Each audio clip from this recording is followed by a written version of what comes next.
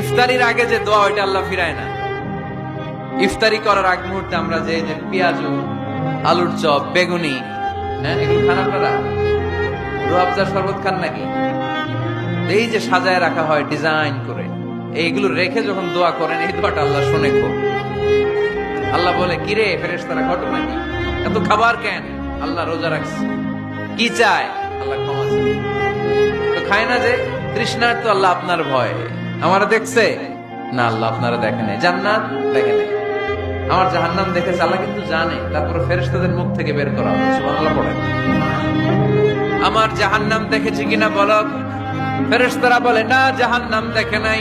আমার জান্নাত দেখেছে কিনা বলো? জান্নাতও দেখে নাই, কিছুই দেখে নাই, আপনারও দেখে নাই। আল্লাহ এবার খুশি হয়ে যাবে। আমার খুশির জন্য আমার ভয়ে তৃষ্ণার্ত ক্ষুধার্ত সামনে খাবার হাত